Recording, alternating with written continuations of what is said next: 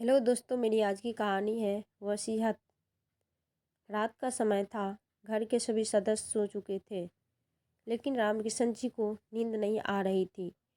नींद की गोली भी खा चुके थे, लेकिन फिर भी नींद कोसों दूर थी।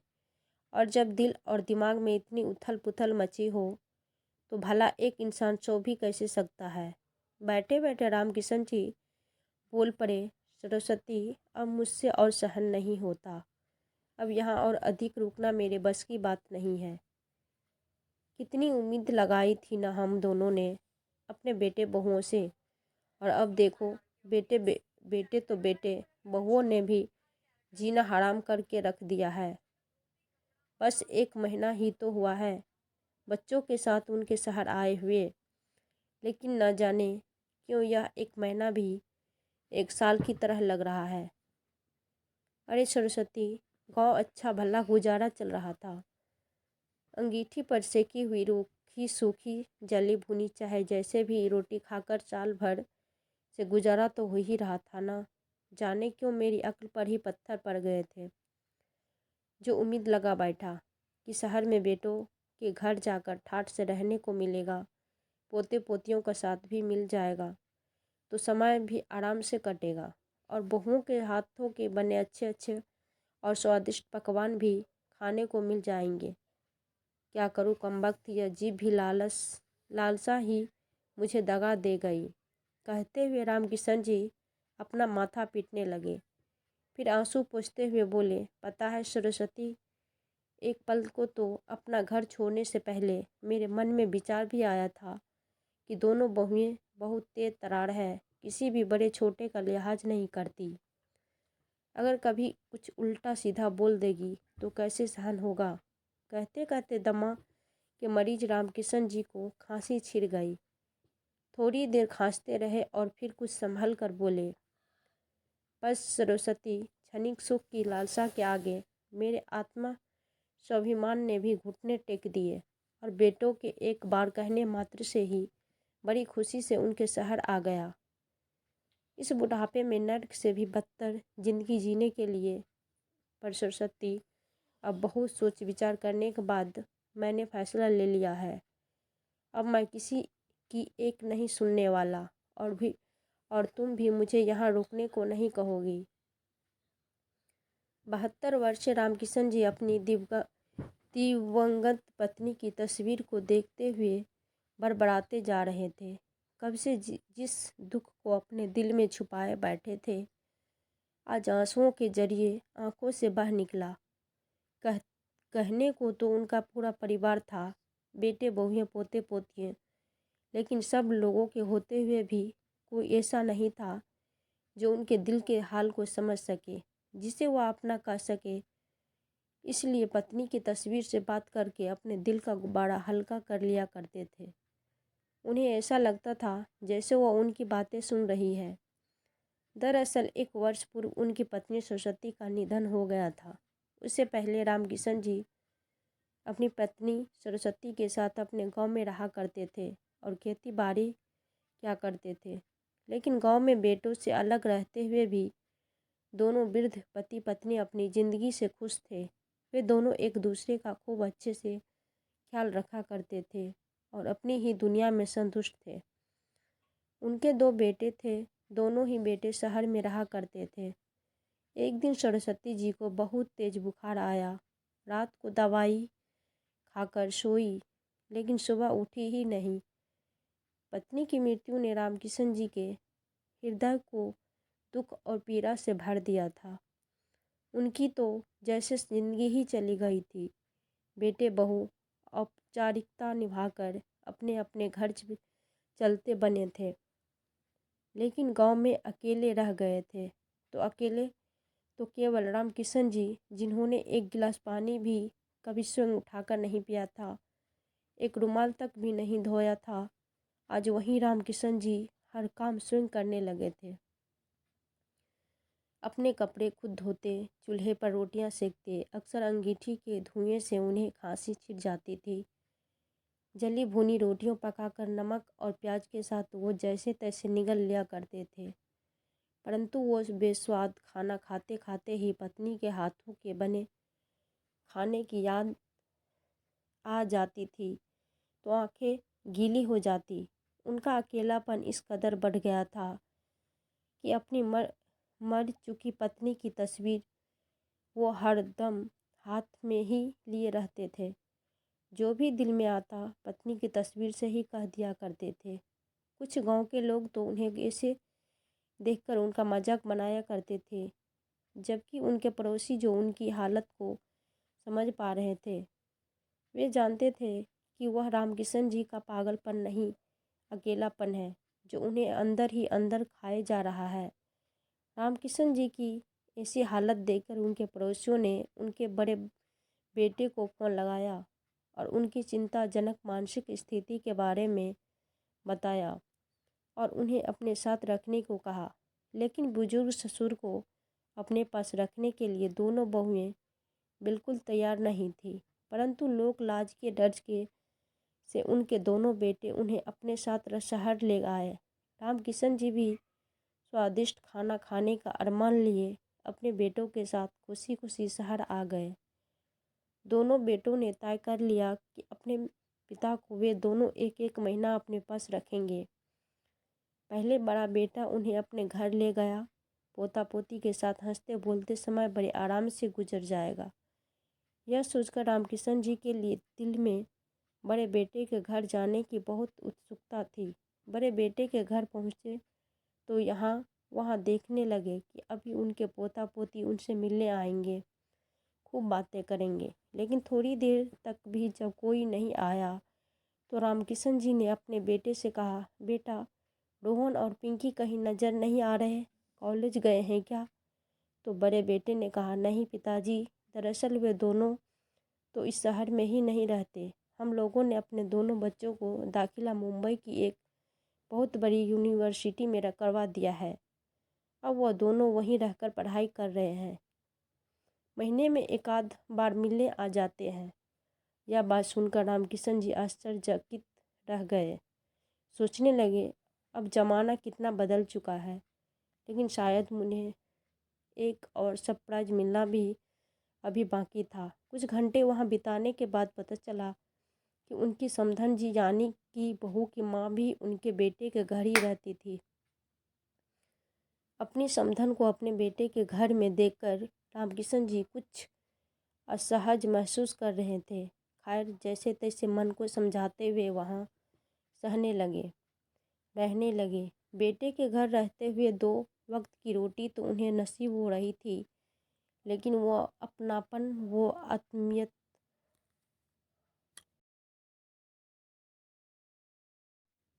असहज महसूस कर रहे थे। खैर, जैसे तैसे मन को समझाते हुए वहाँ रहने लगे। बेटे के घर रहते हुए 2 वक्त की रोटी तो उन्हें नसीब हो रही थी, लेकिन वो अपनापन, वो आत्मीयता जिसके लिए वह तरस रहे थे, वह दूर दूर तक कहीं नहीं थी। उनके बेटा और बहू समधन तीनों एक साथ बैठकर तरह तरह के पकवान खाते, परंतु रामकिशन जी को उनके कमरे में ही दाल रोटी पहुंचा दी जाती, क्योंकि बेटे ने उन्हें कमरे से बाहर निकलने को मना कर दिया था। बेटा, बहू और बहू की माँ तीनों की हंसने बोलने की खूब आवाज़ें आती, परंतु रामकिशन जी को इस सब बातों से दूर ही रखा जाता था। अपने ही बेटे के घर में ऐसा व्यवहार पाकर मन ही मन पत्नी से बात करते हुए बड़बड़ाने लगते थे, सरस्वती, क्या तुमने कभी उल्टी गंगा बहते हुए देखी है? देखो, यहाँ खुद का बाप तो पल पल अपनापन को और अच्छा खाना खाने को तरस रहा है, और हमारा लायक बेटा अपनी सास को बिठाकर बढ़िया पकवान खिला रहा है, उसके साथ हालचाल बांट रहा है, हंसी मजाक कर रहा है, अपनापन जता रहा है। यहाँ मैं कुछ मांगता हूँ तो बहुत तीखे स्वर में कहती है, बाबूजी, इस उम्र में जितना परहेज रखेंगे उतना ही स्वस्थ अच्छा रहेगा। लेकिन बहू की माँ भी तो बूढ़ी है, तो क्या उसे सब खाकर बीमारियां नहीं होगी? वाह परमेश्वर, मेरी लीला, तेरी लीला अपरंपार है। कुछ दिन बाद बीत चुके थे। एक दिन रामकिशन जी अपने कमरे से बाहर निकले। उन्हें बाहर आया देखकर बहू और उसकी माँ तिरछी नज़रों से उनकी ओर देखने लगी। शायद उनकी प्राइवेसी में कुछ खल पड़ गया था। तभी उनका बड़ा बेटा घर के अंदर आया तो रामकिशन जी बोले, बेटा मेरा यहाँ दिल नहीं लग रहा, मुझे छोटे बेटे के घर ही छोड़ दे, कम से कम वहाँ बच्चों के साथ तो दिल लग ही जाएगा। इतना सुनते ही उनकी बहू और समधन के चेहरे पर एक मुस्कान दौड़ आई। पिता के कहने पर बेटे ने उन्हें छोटे बेटे के घर छोड़ दिया। कुछ बची खुची उम्मीदें लेकर रामकिशन जी अपने छोटे बेटे के घर आ गए, लेकिन छोटी बहू तो बड़ी से भी 2 कदम और आगे निकली। ससुर जी को अपने घर में देखते ही उसने तुरंत अपनी जेठानियों को फ़ोन कर दिया। क्यों भाभी, हमारे बीच तो 1-1 महीने का तय हुआ था ना, फिर अभी तो 20 दिन मुश्किल से बीते होंगे। ऐसा कौन सा पहाड़ टूट पड़ा था जो आपने बाबूजी को 20 दिन में ही अपने घर से चलता कर दिया। दूसरी ओर से जाने का क्या जवाब आया तो छोटी बहू बोल पड़ी, ऐसी बात है तो हम भी उन्हें अपने घर केवल 20 दिन ही रखेंगे और 21वें दिन आपके घर भेज देंगे। कहते हुए छोटी बहू ने गुस्से में फ़ोन पटक दिया। बड़े बेटे बहू के घर में कम से कम एक कमरा तो रामकिशन जी को नसीब हो रहा था। यहाँ बैठकर वह आराम से अपनी फूटी किस्मत पर आंसू बहा सकते थे, लेकिन छोटी बहू के घर पर तो वह कमरा भी न मिला। बहू और बेटे ने एक स्टोर रूम में ही रामकिशन जी का बिस्तर लगा दिया था और बच्चों को उनकी माँ ने दादाजी के पास न जाने की हिदायत दे दी। बच्चों को आते जाते देखने के लिए कभी कभार वह आंगन में आकर बैठ भी जाते तो भी उन्हें दूर से ही देखते रहते, परंतु चाहकर भी उनसे बात न कर पाते, उन्हें कहानी न सुना पाते। बच्चे यहाँ वहाँ खेलते रहते, पर मजाल है जो कभी दादाजी से बात भी कर ले। उन्हें मालूम था कि अगर बात करते समय उनकी माँ ने उन्हें देख लिया तो कमरे में ले जाकर उनकी ऐसी पिटाई होगी कि नानी याद आ जाएगी। दूर बैठे बैठे ही वह बच्चों को शरारतें करते देखते रहते और उनकी बातें सुनकर खुश हो जाते। एक दिन सुबह उठकर बाहर चरपाई पर आकर बैठे तो आवाज़ सुनाई दी। छोटी बहू अपने पति से कह रही थी, सुनो तो, मेरे पास यह 500 का फटा पुराना नोट है। सब्जी वाला, दूध वाला कोई भी इसे लेने को तैयार नहीं है। एक काम करो, आप ही इसे चला लेना, इसके बदले मुझे एक करार नोट दे दो। आज मुझे सहेलियों के साथ पार्टी पर जाना है। रामकिशन जी भी आदत से मजबूर थे, कुछ गलत होते देखते तो टोक देते थे। बेटे के जाने के बाद उन्होंने बहू को समझाते हुए कह दिया कि बहू, बच्चे बहुत शरारती हो गए हैं, अपनी सहेलियों के साथ घूमने फिरने की बजाय थोड़ा बच्चों पर ध्यान दिया करो। इस उम्र में बच्चों को माँ की सबसे ज़्यादा ज़रूरत होती है। यह बातों जैसे छोटी बहू को कांटे की तरह चुभ गई। दिल मिलाते हुए वह बोल उठी, अच्छा आपको क्या लगता है माँ, मैं सारा दिन आवारागर्दी करती हूँ? बाहर न जाऊँ तो क्या सारा दिन आपकी इस खांसी की आवाज़ सुनती रहूँ? और वैसे भी हमारे बच्चे बहुत समझदार हैं, आपको उनकी चिंता करने की कोई ज़रूरत नहीं है। छोटी बहू के मुँह से ऐसी बातें सुनते हुए रामकिशन जी को ऐसा लगा जैसे वो छोटी बहू न हो, कोई ज्वालामुखी हो जो धड़ाधड़ उन पर आग उगलते अंगारे बरसा रहे हो। उम्र का ही तकाजा है जो अच्छों को अपने समझ घुटनों टेकने पर मजबूर कर देता है। कभी ऐसा समय भी हुआ करता था जब मेरे सामने आवाज़ उठाने की किसी भी की हिम्मत नहीं थी, और आज ऐसा समय भी आ गया है कि कल की आई बहुएं भी मेरी इज्जत उतार कर अपने पाँव तले रोत देती है। और बेटे तो अपने नालायक है कि उन्हें तो अपनी पत्नियों की चाकरी के अलावा और कोई काम ही नहीं है। ये बूढ़ा पिता तो उनकी दुनिया में जैसे आता ही नहीं। सोचते हुए बूढ़ी आंखों का रो रो कर बुरा हाल हो गया। जलालत के आंसू पीकर वे अपने बिस्तर पर आकर निढाल से लेट गए। फिर रोते हुए पत्नी की तस्वीर से ही बोल उठे, सरस्वती, मुझे क्यों न ले गई अपने साथ? क्यों मुझे इस बुढ़ापे में कष्ट सहन करने के लिए छोड़ दिया?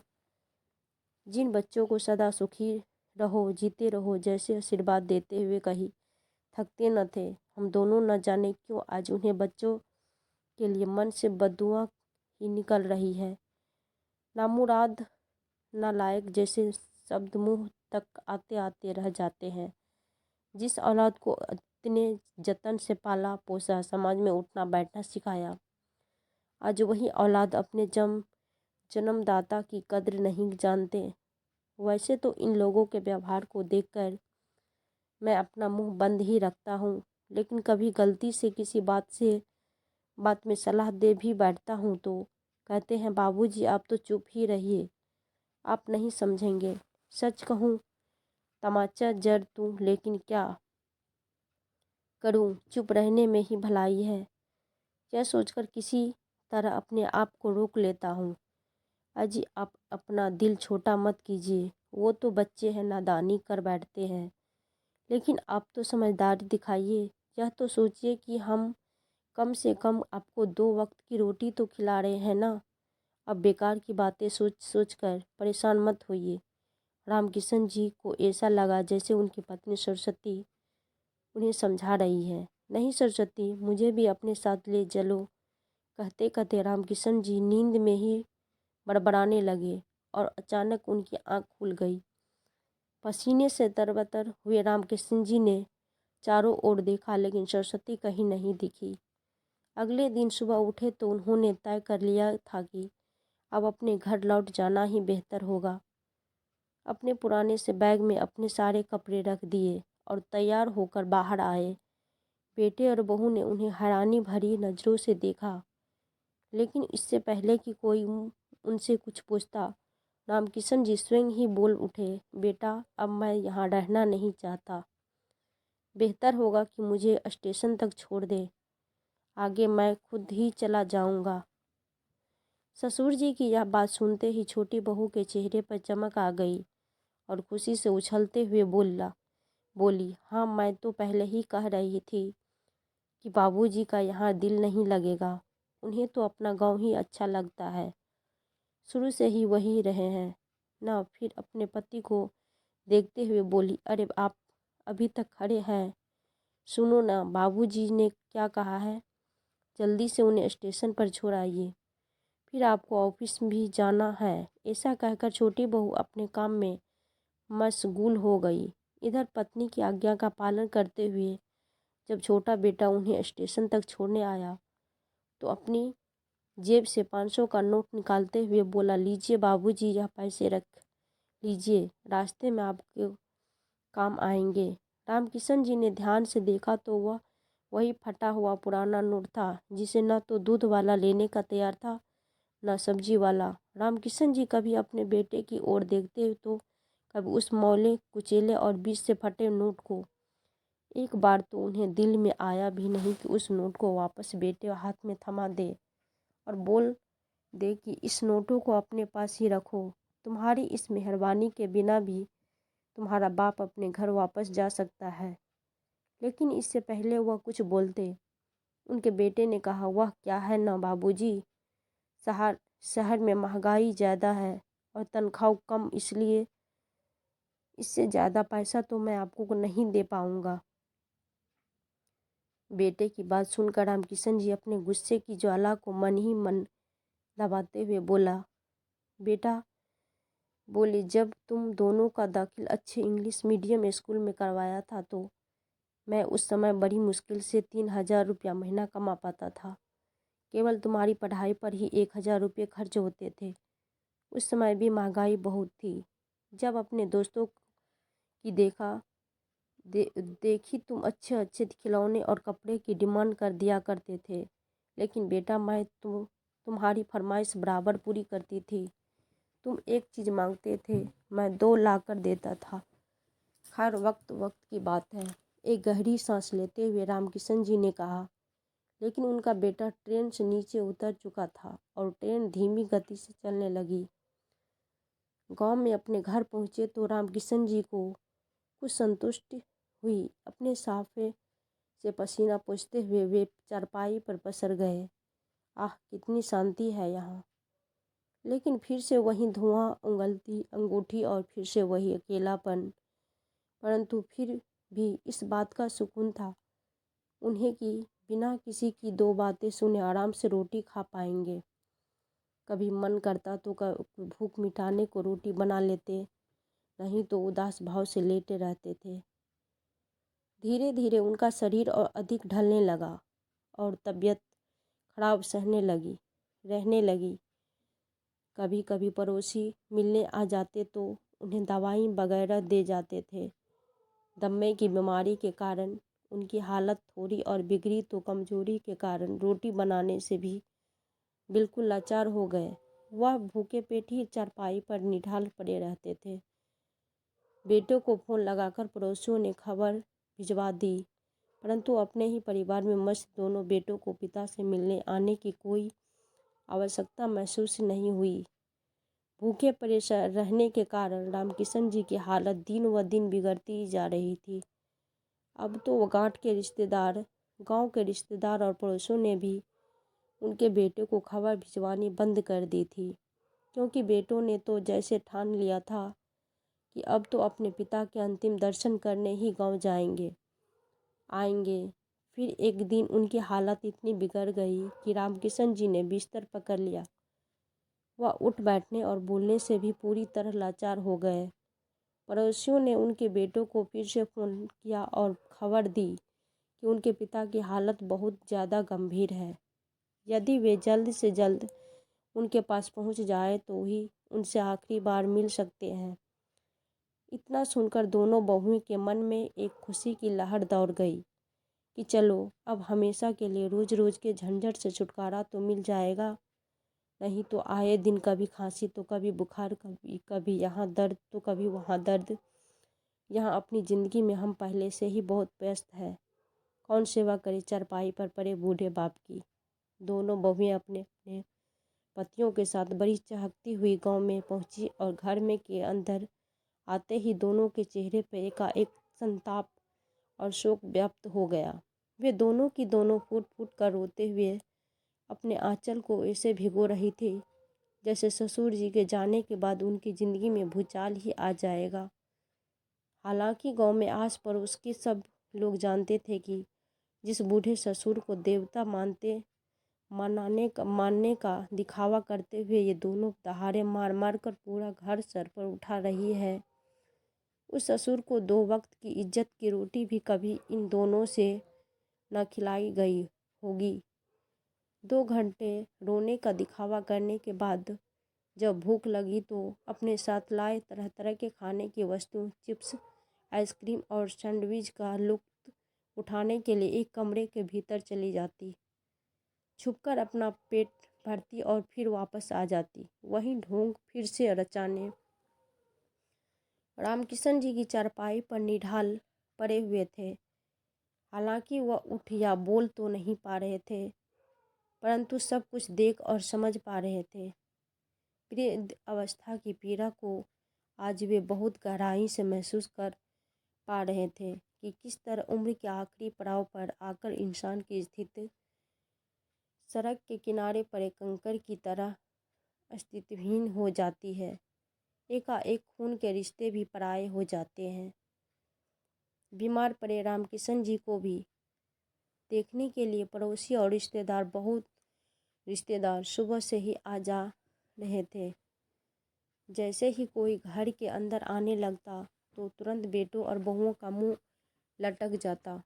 बड़ा बेटा कहने लगता, क्या बताएं, अंतिम समय है, ज़्यादा दुख ना ही पाए तो ही अच्छा, वरना हमें भी कहाँ नौकरी से इतना समय मिल पाता है। भैया, मैं तो कहता हूँ कि समय से बाबूजी को ज़मीन पर ही लिटा ही देते हैं, कौन जाने कब बुलावा आ जाए।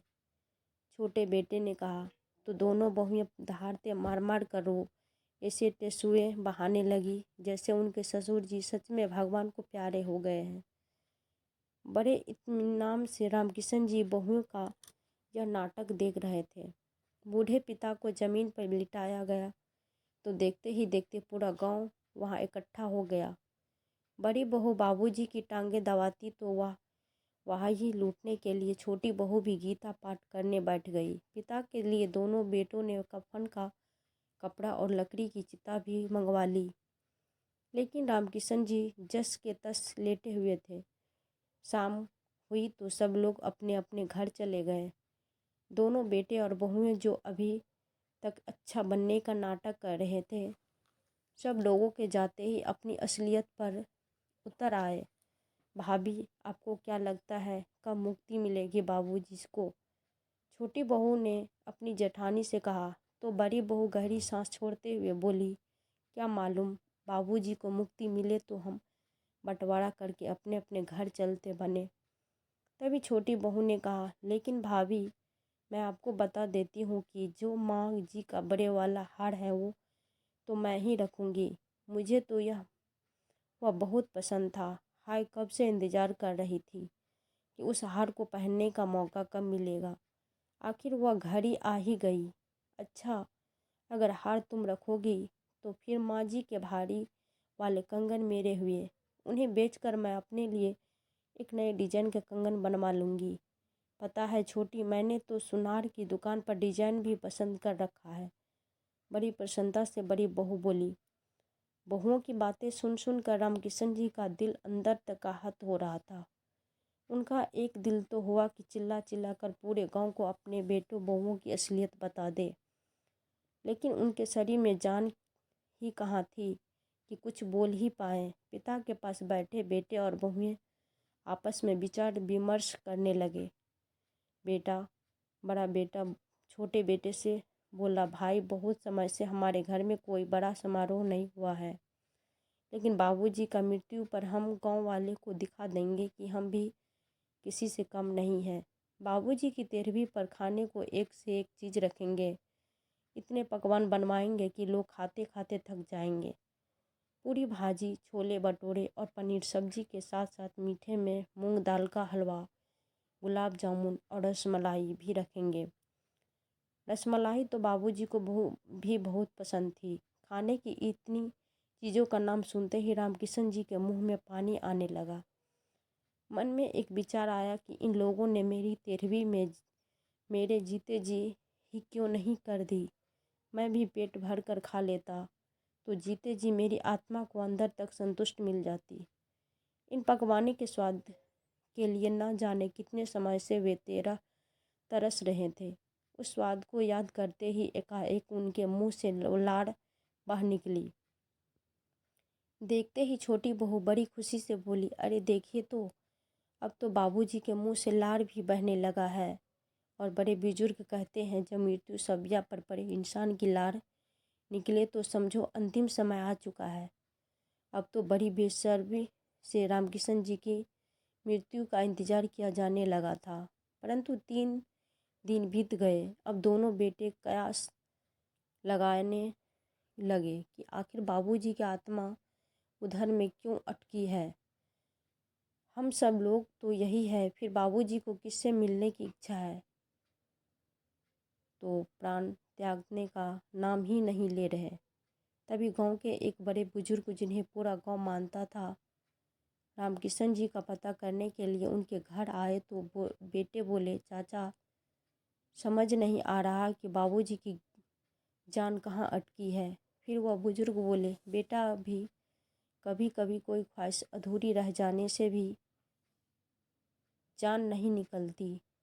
तुम एक काम करो, अपने पिता की पसंद की खाने की चीज़ बनवाओ और उन्हें खिलाओ। हो सकता है वहीं खाने की ख्वाहिश मन में ही रह गई हो।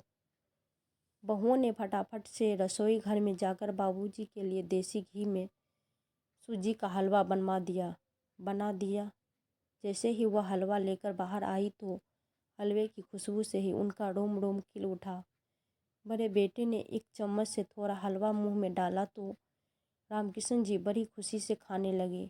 दोनों बेटे और बहुएं उन्हें बड़े चाव से हलवा खाते देखकर हैरान थे। देखते ही देखते पूरा कटोरी खाली हो गया। लेकिन ससुर की मृत्यु की प्रतीक्षा करते बहुओं के धैर्य की सीमा अब समाप्त होने लगी थी। छोटी बहू ने कहा, मैं तो अपना सामान पैक कर रही हूँ, अब हम लोग और ज़्यादा यहाँ नहीं रुक सकते। हम इतने निठल्ले थोड़ी ना है कि किसी की मृत्यु के इंतजार में अपना वक्त गवाते रहें। तभी बड़ी बहू गुस्से से भड़कते हुए बोली, हाँ हाँ, निठल्ले तो हम हैं ना, कोई कामकाज कोई थोड़ी ना है हमें। बाबूजी का ठेका तो हमने ले रखा है। पूरे 20 दिन सेवा की थी हम लोगों ने बाबूजी की। तुमसे तो एक हफ्ता भी न संभाले गए थे। जबरदस्त बहस छिड़ गई देवरानी जेठानी में। बहुओं के साथ बेटे भी लड़ाई में कूद पड़े। फिर तो ऐसा तांडव हुआ कि पूरे गांव में तमाशा देखा। कुछ बड़े बुजुर्ग ने आकर समझाया भी, कुछ तो शर्म करो, तुम्हारे बूढ़े पिता की मृत्यु शैय्या पर पड़े हैं और तुम लोग उनके सामने हो लड़ाई झगड़े पर उतर आए।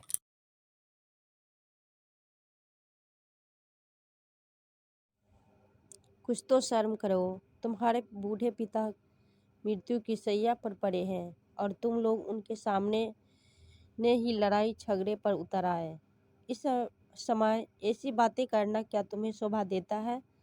लेकिन उन लोगों को कहाँ परवाह थी। बिना किसी लाज शर्म के उन्होंने झगड़ा जारी रखा। वहीं थोड़ा भोजन पेट में गया तो रामकिशन जी के शरीर में भी जान वापिस आने लगी। उनका शरीर कुछ हरकत में आ गया और थोड़ी बोलने की ताकत भी आ गई। यह देखकर तो बेटों बहुओं के होश ही उड़ गए। परेशान होकर वे सोचने लगे कि अब क्या किया जाए। खैर, जैसे तैसे रात बीती और सुबह हुई तो बड़े बेटे ने पिता को भी दूध के साथ 2 ब्रेड खिला दिए। चाय नाश्ता करके वे सब अपने अपने घर जाने को तैयार हो गए। फिर गांव के एक बुजुर्ग व्यक्ति ने समझाया कि तुम्हारे पिता के कारण ही तुम आज एक ऊंचे मुकाम पर पहुंच पाए हो। अब तुम्हारे पिता भी तुम्हारी ही जिम्मेदारी है। बूढ़े माँ बाप की सेवा करना बेटों का कर्तव्य है, इसीलिए तुम्हें उन्हें अपने साथ ही ले जाओ। इतना सुनने की देर थी कि छोटी बहू अपने पति को एक कोने में ले गई और नाक भौं सिकोड़ने हुए बोली, मेरी एक बात कान खोल कर सुन लो। आप बाबूजी को अपने साथ रखने के लिए हरगिज तैयार मत होना। वह तो बिस्तर पर पड़े हैं और मुझे उनकी गंदगी न उठाई जाएगी, और अगर पिछली बार की तरह उन्हें ले जाने की गलती कर बैठे तो मुझे बुरा कोई नहीं होगा। बड़ी बहू ने भी धीमी से अपने पति के कान में कहा, कोई ज़रूरत नहीं है बिना मतलब आफत मोल लेने की। मुझे नहीं चाहिए चारपाई पर पड़े आपके पिता की सेवा। जब बूढ़े पिता को अपने साथ ले जाने में दोनों बेटे आनाकानी करने लगे तो यह सब देखकर रामकिशन जी की आंखें छलक उठी। हाथ जोड़कर अपने बेटों और बहुओं से बोले, तुम लोग अपने अपने घर जाओ, मैं यहाँ कैसे रहूँगा यह मैं खुद ही देख लूँगा। पिता के इतना कहने की देर थी कि वे सब तुरंत अपना सामान उठाकर चुपचाप निकलते बने और आखिरकार 5 दिन से चलते आ रहे बेटे बहुओं के नाटक का अंत हुआ। 1-2 दिन और बीते तो रामकिशन जी का हालत में कुछ सुधार हो गया, लेकिन अब वह गंभीर सोच विचार में डूबे हुए थे। बार बार अपनी पत्नी सरस्वती की तस्वीर से ही पूछने लगते, यह है हमारी औलाद। अगर औलाद ऐसी होती है तो इंसान बेऔलाद ही बेहतर है। यही बेटे थे जिनकी ख्वाहिश पूरी करने में मैं कभी पीछे नहीं हटा। आखिर बेटों की परवरिश में हमने कभी कमी कहाँ छोड़ दी थी। बच्चों के लिए वर्षों की तपस्या में खुद को झोंक दिया था, लेकिन अपनी कठिन परिस्थितियों का बच्चों को पल भर भी आभास नहीं होने दिया था। आज उन्हीं बच्चों को मुझसे छुटकारा पाने की इतनी जल्दी थी कि मेरी जीते जी घर पर सफ़ेद कफन और चिता मंगवा कर रख दी। मेरे मरने की राख देख रहे थे सब के सब, और जब उनकी उम्मीदों पर पानी फिर गया तो मुझे अनाथ करके जाने में उन्होंने एक पल भी देरी नहीं की। अपनी ही संतान से वृद्धावस्था के हर कदम पर मेरे स्वाभिमान को इतना आहत किया है कि मैं जीते जी स्वयं को मृत महसूस कर रहा हूँ। आत्म मंथन करते करते आज उन्होंने एक निर्णय लिया। उन्होंने गांव के सरपंच को बुलाया और अपना फैसला बताते हुए अपने अगले कदम के बारे में बताया। रामकिशन जी की बात सुनकर सरपंच जी की हैरानी का ठिकाना नहीं था। वे बोले, लेकिन रामकिशन, ऐसा फैसला लेने से पहले एक बार फिर सोच लो। तो रामकिशन जी ने कहा, बहुत विचार करके और दिल पर पत्थर रख करके ये फैसला लिया है मैंने। अपनी ही औलाद की अपेक्षा ने मुझे अंतर तक इस कदर तोड़ रख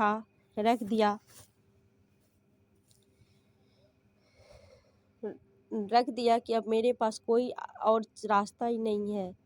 ठीक है, जैसी तुम्हारी मर्जी, सरपंच ने मुझे बन से कहा। रामकिशन जी ने अगले 2 दिनों में अपने फैसले को व्यावहारिकता रूप से दिया और उसके बाद भरी आंखें लिए एक वृद्ध अवस्था में आश्रम में रहने लगे। करीब 6 महीने बीत गए और एक दिन गांव के सरपंच ने दोनों बेटों को फोन किया और बताया कि उनके पिता परलोक सिधार गए हैं। पिता के घर, जमीन और जायदाद के बंटवारे में दोनों बेटों के हिस्से में क्या क्या आएगा, इस बात का फैसला दोनों बेटों ने पहले ही आपस में कर लिया था। बंटवारे की पूरी तैयारी के साथ दोनों बेटे और बहुएं गांव पहुंच गए। आंसू बहाते हुए बेटों ने पिता के शरीर को मुख अग्नि दी और जब घर पहुंचे तो पड़ोसियों और रिश्तेदार के जाने का इंतजार किए बिना दोनों बेटे और बहुओं ने सबसे नजर चुराकर पिता के कमरे का दरवाजा खोला।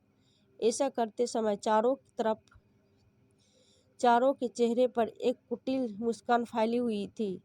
दोनों बेटों को नोटों के बंडल अपनी आंखों के सामने नाचते हुए दिखाई दे रहे थे, तो वहीं दोनों बहुएं की आंखें अपनी सासू माँ के सोने के गहनों पर एक नज़र डालने को ही बेताब हो रही थी। बड़े बेटे ने अपने पिता की अलमारी खोलकर उसमें से वे दोनों संदूक निकाले जिनसे उनकी माँ के गहने और घर और खेतों के कागजात रखे जाते थे। संदूकों पर ताले जड़े थे, लेकिन वहाँ ताकी झांकी करने के बाद संदूक की चाबियां भी मिल गई। बड़ी खुशी से बड़ी बहू ने पहला संदूक खोला, लेकिन देखते ही सबके चेहरे पर एकाएक निराश के भाव आ गए। अरे ये क्या, इस संदूक में तो माँ के जी के गहने होने चाहिए थे, पर यहाँ तो देखो, इसमें तो आप लोगों के बचपन की तस्वीरें पड़ी है। और यह क्या है? छोटे बच्चों को खिलौने, यह सब चीज़ें कोई संदूक में रखता है क्या? मुंह बनाते हुए बड़ी बहू ने वो खिलौना नीचे फेंक दिया। तभी मेरे बड़े बेटे ने वो खिलौने उठाते हुए कहा, छोटे, याद है हम दोनों बचपन में इन्हीं खिलौने से खेला करते थे। कितनी खट्टी मीठी यादें जुड़ी थी इन खिलौनों के साथ हमारी, इसलिए माँ ने इन्हें सहेज कर रख दिया होगा। फिर दोनों बहुएं एक के बाद एक सामान निकाल कर फेंकने लगी। बहुत सी चीज़ें निकली, लेकिन जिस चीज़ को वे लोग इतनी उत्सुकता के साथ खोज रहे थे वह कहीं नहीं मिल रही थी। फिर बड़ी आस लिए उन्होंने दूसरे संदूक का ताला खोला। संदूक में सबसे ऊपर एक थैला रखा था जिसमें कुछ पैसे रखे हुए थे। उन चारों की ललचाए नजरें उस थैली पर टिक गई। पैसे निकाल कर गिने तो पूरे 50,000 थे। उसी के साथ एक और लिफाफा रखा था जिसमें 500 का फटा पुराना सा नोट था। और देखो क्या रखा है संदूक में, छोटी बहू बोली। तो छोटे बेटे ने सारा सामान निकाल दिया, लेकिन उसमें उनके बचपन के छोटे छोटे कपड़ों के अलावा और कुछ नहीं था। अरे यह कागज़ तो हमने पढ़ा ही नहीं। ज़रूर इसमें बाबूजी के बैंक अकाउंट या उनके संपत्ति के बारे में कोई जानकारी होगी। कहते हुए बड़ी बहू की आंखें में चमक आ गई। फिर बड़े बेटे ने उस पत्र को पढ़ना शुरू किया। पत्र में लिखा था, इतनी बेसब्री से क्या चीज़ ढूंढ रहे हो बेटा? तुम्हारी माँ के गहने और मेरी संपत्ति। अरे बेटा, हम दोनों की अनमोल संपत्ति तो तुम्हारे बचपन की यह यादें ही थी जिन्हें हमने बड़े सहेज कर रखा था। लेकिन तुम दोनों अपनी ज़िंदगी में इतने मस्त हुए कि अपने माँ बाप को ही भुला बैठे। जानते हो बेटा, किसी भी इंसान के लिए उसके जीवन का सबसे बड़ा दुख क्या होता है? अपनों के होते हुए भी वो अपने उससे दूर हो जाए, इतनी दूर कि उसका ख्याल तक अपने दिमाग से निकाल दे। और बेटा सच कहूँ तो उस समय दुनिया की कोई दौलत या संपत्ति काम नहीं आती। सब व्यर्थ सा लगने लगता है। तुम्हारा ये बूढ़ा पिता अपने अंतिम समय में हर क्षण अपने बच्चों के साथ को तड़पता रहा, रोता रहा, बिलखता रहा, लेकिन तुम लोग इतने कठोर दिल हो गए कि वह आंसू भी तुम्हें नजर नहीं आए। दो दो बेटों के होते हुए भी अपना अंतिम समय में मैं वृद्ध आश्रम जाकर रहने को मजबूर हूँ। इससे बड़ी लालत का बात तुम्हारे और क्या हो सकती है। बेटा, अब वो बात बताता हूँ जिसे जानने के लिए तुम सबसे ज़्यादा उत्सुक तो हो। मेरे खेत की ज़मीन यह और घर बाकी की जो भी संपत्ति थी, मैंने उसे वृद्ध आश्रम को दान कर दी है, जहाँ अंतिम समय में मुझे सहारा मिला। और हाँ, वो 50,000 तुम्हें मेरे संदूक में से मिले हैं, वह मेरे अंतिम संस्कार का खर्च है। क्योंकि जो बेटे मेरे जीते जी मेरी जिम्मेदारी नहीं उठा पाए, उन बेटों पर मैं मरने के बाद भी बोझ बनना नहीं चाहता हूँ। और इसी कारण लिफाफे में जो 500 का नोट रखा है, वह मेरे छोटे बेटे के लिए। याद करो बेटा, यह वही नोट है जो दूध वाला, सब्जी वाला और कोई नहीं लेने को तैयार नहीं था। और मेरे गांव आने से पहले तुमने यह फटा पुराना नोट मेरे हाथ में थमा कर अपने कर्तव्य की इतिश्री कर ली थी। बस अब तो भगवान से दुआ करता हूँ कि जैसे मेरे साथ हुआ वैसे दिन तुम लोगों को कभी ना देखने पड़े। लेकिन बेटा, प्रकृति का एक नियम है, जो कुछ भी हम किसी को देते हैं वह हमारे पास लौटकर वापस जरूर आता है। पत्र पढ़ते पढ़ते बड़े बेटे की आवाज़ कांपने लगी और छोटा बेटा पत्र में लिखी बातें सुनकर फूट फूट कर रोने लगा। और दोनों बहुएं अपना अपना सर पकड़कर जमीन पर धम से बैठ गई। आज सच में उनकी जिंदगी में भूचाल आ चुका था, एक बहुत बड़ा भूचाल।